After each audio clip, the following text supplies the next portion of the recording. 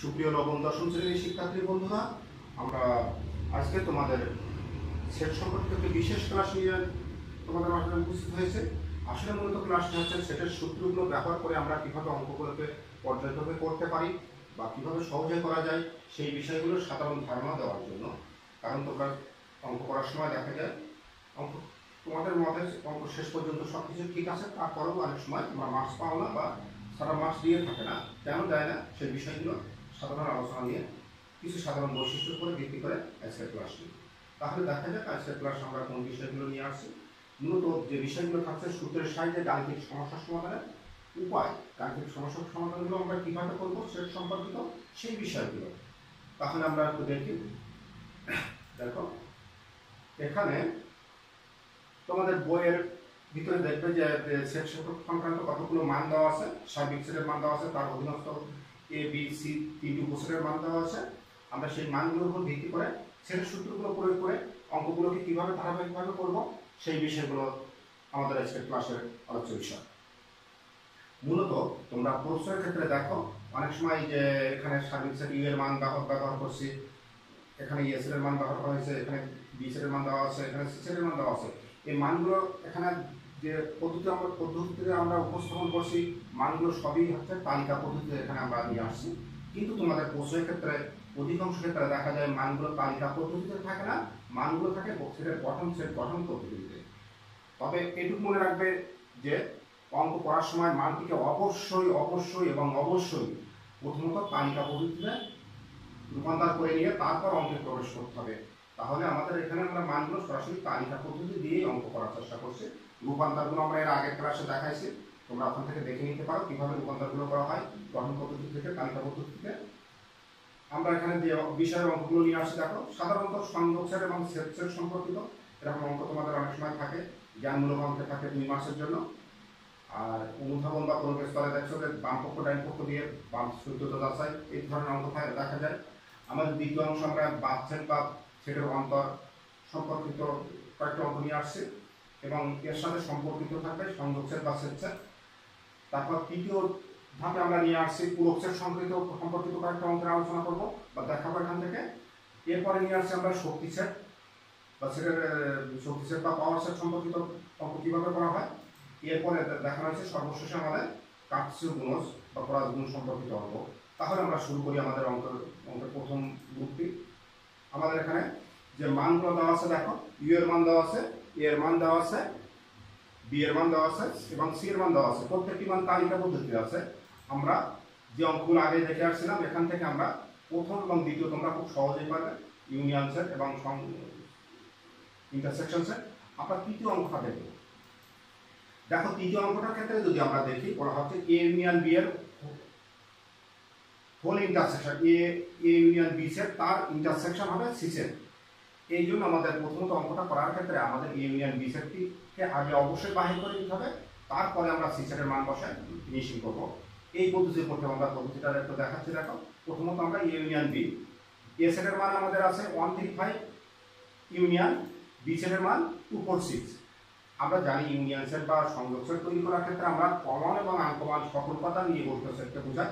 যেহেতু এখানে কোনো কমন উপাদান নেই, এই দুইটা সেটের ভিতরে দেখো কোনো কমন উপাদান নেই, এই জন্য আমরা এখান থেকে এই আনকমন উপাদানগুলোকে আমরা পর্যায়ক্রমে সাজায় ইউনিয়ন বি সেটটি তৈরি করলাম। তাহলে এখন আমরা অবশ্যই এই অংশটা সরাসরি বাহির করতে পারবো, কারণ আমাদের এই যে যৌগিক সেট দুইটা সেটের সংযোগে তৈরি যে সেটটি আগে আমরা তৈরি করে নিয়েছি।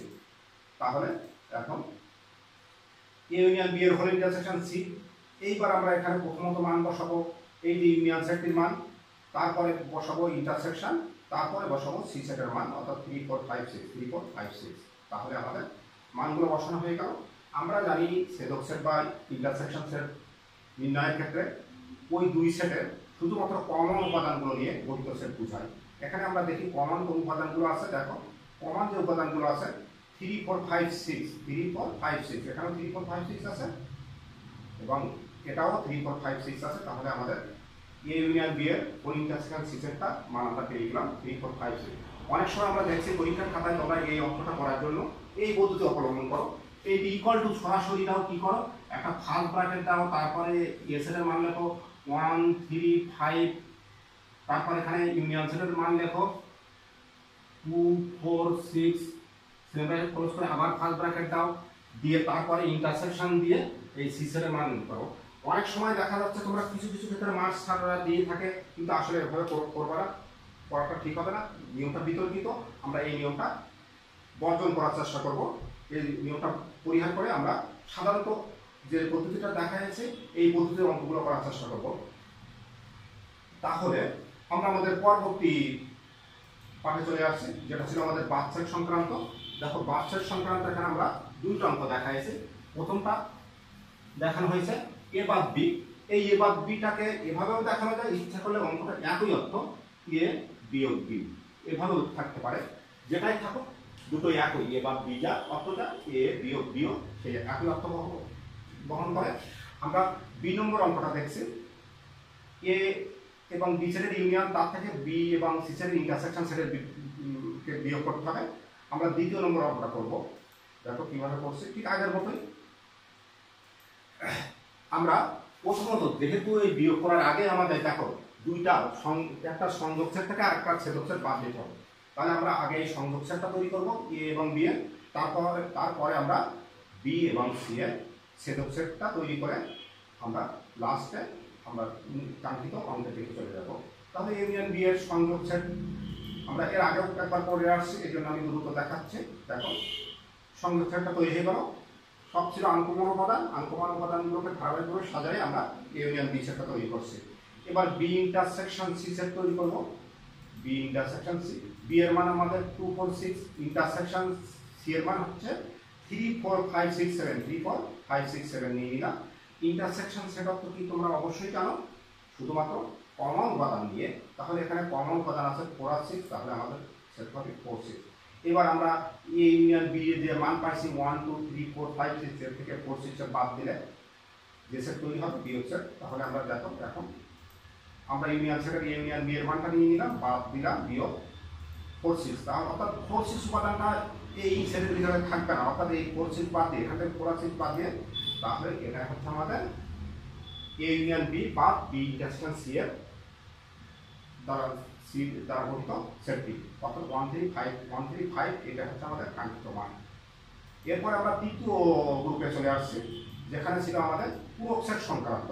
তোমরা জানো পূরক সেট সম্পর্কে আমরা আগেই জেনে আসছি বা আগেও এই ধরনের অঙ্ক করাই আসছি। পূরক সেট অর্থ হচ্ছে কোন একটি সেটের পূরক সেট বলতে আমরা বুঝি, আমি সংক্ষেপে বলছি যে সার্বিক সেট হতে ওই সেটটিকে বাদ দিলে, ওই সেটের মানগুলোকে বাদ দিয়ে বা ওই সেটের উপাদানগুলো বাদ দিয়ে অবশেষে যে উপাদানগুলো থাকে ওই উপাদানগুলো দ্বারা গঠিত সেটকে সেই সেটে পূরক সেট বলে। যদি আমাদের ইয়ে সেট যেমন আছে, তাহলে এর পূরক সেট ইকুয়াল টু আমরা হবে এ পূরক সেট ইকুয়াল টু ইউ থেকে আমাদের এ সেটটা বিয়োগ করলে যে সেট হবে, অর্থাৎ কত হবে 2 4 6 7, আমি সংখ্যাটা দেখালাম। অর্থাৎ এই ক্ষেত্রে ওই মানগুলোর ক্ষেত্রে এর পূরক সেট হচ্ছে 2 4 6 7। আমরা এখানে একটা দুটো এবং তিনটা অঙ্ক নিয়ে আসছি। আমরা মূলত তৃতীয় নম্বর অঙ্কটা দেখাচ্ছি, তাহলে আমরা তৃতীয় নম্বর অঙ্কটায় চলে আসি। দেখো তৃতীয় নম্বর অঙ্কটা করার ক্ষেত্রে আমাদের এ এর পূরক সেট এবং এর সাথে ইন্টারসেকশন করতে হবে কোন সেটে, বি ইউনিয়ন সি এর হোল পূরক সেট। তাহলে আমাদেরকে এ এর পূরক সেট এবং বি ইউনিয়ন সি এর হোল পূরক সেট এই দুইটা সেট আগে বাহির করে নেওয়া লাগবে। তাহলে আমরা প্রথমত এর পূরক সেটটা বাহির করে নিই। এখন এর পূরক সেট ইকুয়াল টু আমরা একটু আগেই দেখে আসছি যে এর পূরক সেট ইকুয়াল টু হবে এ বাতে ইউ বাতে সার্বিক সেট থেকে এ সেট বিয়োগ সার্বিক সেটের মান লিখলাম, বিয়োগ দিলাম এর মান, অর্থাৎ এখান থেকে 1 3 5 মানটা বাদ যাবে।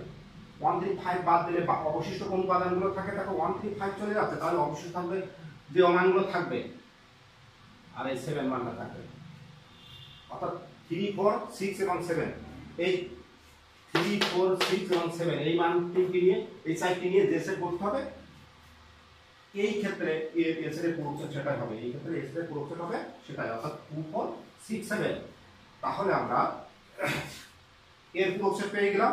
এখন বি ইউনিয়ন সি এর পূরক সেট তৈরি করতে হবে। বি ইউনিয়ন সি এর পূরক সেট তৈরি করতে গেলে আমাদের আগে বি ইউনিয়ন সি সেটটা তৈরি করে নিয়ে তারপরে বি ইউনিয়ন সি এর পূরক সেট, ক্লিয়ার? তাহলে আমরা বি ইউনিয়ন সি সেটটা তৈরি করি। দেখো এখানে বি এর মান 2 4 6, ইউনিয়ন সি এর মান 3 4 5 6 7। আমরা তাহলে কমন আনকমন, দেখো কমন আছে শুধুমাত্র 4 6 এখানে আর কোন আছে 2, তাহলে 2 3 4 5 6 7 আমরা ইউনিয়ন সিয়ার ইউনিয়ন সেটটা বা সংযোগ সেটটা পেয়ে গেলাম। এবার এটার আবার প্রুফ সেট তৈরি করে নিতে হবে, এটার আবার প্রুফ সেট। তাহলে ইউ থেকে এই সেটটা বাদ দিয়ে দেবো, ইউ বাদ বি ইউনিয়ন সি, ইউ বাদ B union C equal to U, U এর মান হচ্ছে এত, এর থেকে বাদ দেবো এই যে এই সেটটি।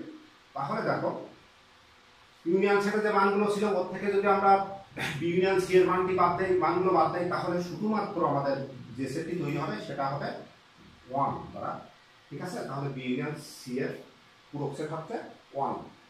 এখন আমাদের কাঙ্ক্ষিত যে মানটা চাওয়া হয়েছিল সেই মানে আমরা এই মানটাই চলে আসলো, এই মানটা দেখো।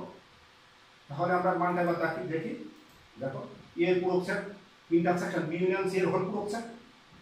তাহলে এই যে মান পেয়েছিলাম এর পূরক সেটের মান ছিল আমাদের 2 4 6 7 2 4 6 7, ইন্টারসেকশন হচ্ছে বি ইউনিয়ন সি এর হোল পূরক সেট ছিল 1। এখন দেখো ইন্টারসেকশন, এই দুইটা সেটের ইন্টারসেকশন অর্থ কি? শুধু কমন উপাদান দ্বারা গঠিত সেট, কিন্তু এখানে কি কোনো কমন উপাদান আছে? নেই। তখন হবে আমাদের ফাঁকা সেট। ফাঁকা সেটকে আমরা এই প্রতীক দ্বারা ব্যবহার করতে পারি, ইচ্ছা করলে আমরা শুধুমাত্র এই সেট চিহ্ন দ্বারা ব্যবহার করতে পারি। ক্লিয়ার? এটাকে এমটি সেট বা ফাঁকা সেট বলা হয়। তাহলে আমাদের এই ধরনের অঙ্ক যখন আসবে আমরা এইভাবে পর্যায়ক্রমে মৌলিক সেটগুলোর মান যেহেতু দেওয়া নেই, আমরা যৌগিক আকারে যেগুলো আছে পার্ট পার্ট বাহির করে নিয়ে এখন লাস্ট পর্যায়ে আমরা মানে চলে আসবো। তাহলে আমরা পেয়ে গেলাম আমাদের এর পূরক set intersection B union C এর হোল পূরক সেট। ক্লিয়ার? তাহলে আমরা পরবর্তী ধারায় চলে যাই, পরবর্তী গ্রুপে। আমাদের এই গ্রুপের যে অঙ্কগুলো ছিল দেখো পাওয়ার সেট সম্পর্কিত। এখানে আমরা 3টা অঙ্ক রাখছি পাওয়ার সেট সম্পর্কিত। এ সেটের পাওয়ার সেট রাখছি, বি ইন্টারসেকশন সি সেটের পাওয়ার সেট রাখছি, আর একটা রাখছি এ প্রাইম তার ইন্টারসেকশন সি এর পাওয়ার সেট রাখছি। আমরা 3 নম্বর অঙ্কটা একটু জটিল আকারে আছে, আমরা ওই অঙ্কটাই দেখছি। দেখো এখানে অঙ্কটা করার আগে আমাদের এর পূরক সেট বাহির করতে হবে, তারপরে এ পূরক ইন্টারসেকশন সি এর মান বাহির করতে হবে, তার পরবর্তীতে আমরা পাওয়ার সেটের বিষয়ে আলোচনা করব। তবে পাওয়ার সেটের আলোচনার আগে আসি, আমরা কোনো সেটের পাওয়ার সেট মনে আছে? কোনো একটি সেটের পাওয়ার সেট যদি মনে করো এম একটি সেট হতো যার উপাদান হয়তো এ বি, তাহলে এর পাওয়ার সেট কিভাবে তৈরি হয়েছিল একটু মনে করার চেষ্টা করো। অবশ্যই সবার মনে আছে আমার বিশ্বাস, যে কোনো একটি সেট হতে যতগুলো উপসেট তৈরি করা যাবে, অর্থাৎ কোনো একটি সেট হতে যতগুলো উপসেট তৈরি হয় ওই উপসেটগুলো সেটকে ওই সেটের পাওয়ার সেট বলা হবে, ওই সেটের পাওয়ার সেট বলা হবে। আমি সরাসরি দেখছি, তাহলে পাওয়ার সেটের প্রতীক এটা ব্যবহার করা হয়, ইকুয়াল টু হবে এর দ্বারা যতগুলো উপসেট এ একটা দ্বারা হয়, বি আর একটা হয়, আবার ওই সেট নিজেও একটা হয়, আর একটা হবে ফাঁকা সেট। এটা হচ্ছে এম এর পাওয়ার সেট, ঠিক আছে। আর পাওয়ার সেটের ক্ষেত্রে একটা বিষয় বলে দেয়, পাওয়ার সেটের ক্ষেত্রে দ্বিতীয় বন্ধনীর ভিতরে কিন্তু দ্বিতীয় বন্ধনী থাকবে, কারণ পাওয়ার সেট হচ্ছে আমাদের সেটের সেট। কোন সেট হতে যতগুলো উপসেট তৈরি হবে ওই উপসেটগুলো সেটকে আমরা ওই সেটের পাওয়ার সেট বা শক্তি সেট বলবো। তাহলে আমাদের এই সেটটার পাওয়ার সেট তৈরি করতে গেলে এর পূরক সেটটা বাহির করে নেব। এর পূরক সেট আমরা এর আগেও বাহির করছি, তাহলে আমরা দ্রুত দেখে নিচ্ছি। দেখো এর বাদ দিয়ে দিলাম, তাহলে 2 4 6 7, যেহেতু আমরা এই বিষয়টা আগে আলোচনা করে আসছি এই জন্য আমরা একটু ফাস্ট প্রসেস হচ্ছে। এরপরে দেখো এবার এর পূরক সেট বাহির করছি, তাহলে এর পূরক ইন্টারসেকশন সি সেটটা বাহির করে নিচ্ছি। শুধু কত আসে দেখো, এখানে আসছে এর সাথে ইন্টারসেকশন সি সেট দেব 3 4 5 6, শুধু কমন ফ্যাক্টর কমন উপাদান। তাহলে কমন উপাদান কি আছে? 4 আর 6 আছে, তাহলে এটা হবে 4 6, ঠিক আছে। এবার পাওয়ার অফ এত ইকুয়াল টু, গঠন করার নিয়ম আমাদের জানা আছে। পাওয়ার অফ এত নির্ণয় করতে গেলে এই সেটটার কতগুলো উপসেট হবে সেইগুলো সেট। তাহলে আমরা আগে এর পূরক সেট ইন্টারসেকশন সি এর উপসেট সমূহগুলো কি কি সেটা দেখে নিচ্ছি। দেখো সেগুলো আমরা দেখে নেই। একটা হবে 4 দ্বারা, একটা দ্বারা হবে 6 দ্বারা, আর একটা হবে নিজেই উপসেট, আর একটা হবে ফাঁকা উপসেট। তাহলে power of intersection C equal হবে এইগুলোকে দ্বিতীয় বন্ধনীর ভিতরে আবদ্ধ, অর্থাৎ এই উপসেটগুলো সেট। তাহলে ক্লিয়ার? পাওয়ার সেটটা কি বলছি আমরা? কোন সেট থেকে যতগুলো উপসেট তৈরি করা যাবে ওই উপসেটগুলো সেটকে ওই সেটের পাওয়ার সেট বা শক্তি সেট বলে। তাহলে আমরা পাওয়ার সেট সম্পর্কে জানলাম। আমরা এর পরবর্তী যে বিষয়টা আসবো, এখানে এই সেটটা আমরা দেখছি কি দ্বিতীয় বন্ধনীর ভিতরে দ্বিতীয় বন্ধনী। আমরা পরবর্তীতে পূর্ণজোড় বা কাকসীয় গুণোচ্ছেদ নিয়ে আলোচনা করবো। ওই ক্ষেত্রে দেখবো পূর্ণজোড়গুলো ফার্স্ট বন্ধনী দ্বারা আবদ্ধ, অর্থাৎ ওই ক্ষেত্রে পাবো আমরা দ্বিতীয় বন্ধনীর ভিতরে প্রথম বন্ধনী, দ্বিতীয় বন্ধনীর ভিতরে প্রথম বন্ধনী, আর এটা হচ্ছে দ্বিতীয় বন্ধনীর ভিতরে দ্বিতীয় বন্ধনী। তাহলে আমাদের পরবর্তী গ্রুপে চলে আসছে। দেখো এখানে আমরা 3টা অঙ্ক রাখছি, এই 3টা অঙ্কের ভিতরে দেখো সরি 2টা অঙ্ক রাখছে, 2টা অঙ্কের ভিতরে আমরা লাস্ট অঙ্কটা করব। লাস্ট অঙ্কটা ছিল a ক্রস বা a এবং b ইউনিয়ন c এর কাকসীয় গুণজ করতে হবে, অর্থাৎ এটাকে ক্রস সেট বলা হয়। a cross b intersection c, এই সেটটা তৈরি করতে গেলে কিন্তু আমাদের আগে ওই b ইন্টারসেকশন c সেটটা আগে তৈরি করে নিতে হবে, না হলে কিন্তু সম্ভব না। আর যদি তোমরা সেই ফার্স্ট বন্ধনী টন্ধনী দিয়ে কমপ্লিট করার চেষ্টা করো তাহলে ভুল হওয়ার সম্ভাবনা অনেক বেশি এবং ভুলই হবে, মার্কস কোনো স্যার মার্কস দেবে, কোনো স্যার মার্কস দেবে না। আমরা ওই নিয়মটা করবো না, তাহলে আমরা বি ইন্টারসেকশন সি সেটটা আগে তৈরি করে দিলাম। বি এর মান 2 4 6, ইন্টারসেকশন সি এর মান হচ্ছে আমাদের 3 4 5 6 7, কিন্তু কমন উপাদান দুইটা বি আর সি এর কমন উপাদান 4 6, তাহলে আমাদের মানটা আসছে 4 6। এবার আমরা গুণ করতে পারবো। দেখো a cross b intersection c, আমরা এর নিচে রাখলাম কারণ আমাদের জায়গাটা বেশি লাগবে। a এর মান হচ্ছে 1 3 5 ক্রস বা কাকসীয় গুণ b ইন্টারসেকশন c এর মান 4 6। এবার পূর্ণজোড় কিভাবে গঠন হয়েছিল সেই নিয়মটা তোমরা আগের ক্লাসে দেখানো হয়েছে তোমাদের, একটু দেখে নিও যদি সমস্যা থাকে। এখানে আমরা এর প্রত্যেকটা উপাদান b এর উপাদানগুলোর সাথে একটা পেয়ার বা জোড় গঠন করবে, যে জোড়গুলো এর উপাদানগুলো প্রথমে থাকবে, বি এর উপাদানগুলো দ্বিতীয় স্থানে থাকবে। তাহলে আমরা 1 দ্বারা গঠন করি। দেখো 1 দ্বারা 1 4 হবে, আর 1 দ্বারা 1 6 হবে, 2 3 দ্বারা 3 4 হবে, আর 3 6 হবে, 5 দ্বারা 5 4 হবে, আর 5 6 হবে। এটা সেম বন্ধনী দ্বারা আবদ্ধ হলো, তাহলে আমাদের কাকসীয় গুণোচ্ছেদ বা a cross b intersection c set তৈরি হয়ে গেল। একটা বিষয় মনে রাখো তোমরা, এই কাকসীয় গুণোচ্ছেদের উপর নির্ভর করে কিন্তু আমাদের পরবর্তী চ্যাপ্টার অর্থাৎ দ্বিতীয় অধ্যায়ে 2.2 এর অঙ্কগুলো প্রতিষ্ঠিত, অর্থাৎ কাকসীয় গুণোচ্ছেদের উপর ভিত্তি করে অন্যায় প্রতিষ্ঠিত। এই জন্য কাকসীয় গুণ সম্পর্কে তোমাদের বা পূর্ণজোড় সম্পর্কে তোমাদের স্পষ্ট ধারণা থাকতে হবে। যদি পূর্ণজোড় বা এই গুণ সম্পর্কে স্পষ্ট ধারণা না থাকে তোমাদের, তাহলে তোমরা অন্যায় বা ফাংশনের অঙ্ক হয়তো করতে পারবে, কিন্তু সেটা কতটুকু তোমাদের ভিতরে স্পষ্টতা থাকবে সেটা নিয়ে অবশ্যই সন্দেহ থেকে যাবে। এই জন্য তোমরা কি করবে, কাকসীয় গুণোচ্ছেদের বিষয়গুলো কিভাবে গঠিত হয় এই বিষয়গুলো, বা পূর্ণজোড় সমন্বিত সেটগুলো কিভাবে গঠন করা হয় সেই বিষয়গুলো তোমরা একটু ভালোভাবে দেখে নেওয়ার চেষ্টা করো। তাহলে আশা রাখি আমরা আজকের ক্লাসে কি করলাম, আমরা তোমাদের সেটের সাধারণ সূত্রগুলো ব্যবহার করে যে অঙ্কগুলো থাকে সেই অঙ্কগুলো আমরা ধারাবাহিকভাবে কিভাবে করব সেই বিষয়গুলো নিয়ে আলোচনা করছি। তোমরা ধারাবাহিকভাবে যদি নিয়মগুলো দেখো তাহলে অঙ্ক করতে গেলে বা অঙ্ক করার সময় তোমাদের কোনো সমস্যা থাকার কথা না, আর সমস্যাও আশা রাখি থাকবে না। তোমরা একটু ভালোভাবে চেষ্টা করো আর বাসায় বেশি বেশি প্র্যাকটিস করো, দেখবা অঙ্ক তোমাদের অনেক সহজ হয়ে যাবে। আশা রাখি সেট সম্পর্কিত কোনো সমস্যা থাকবে না তোমাদের। আজকে এ পর্যন্তই, সকলকে আল্লাহ হাফেজ।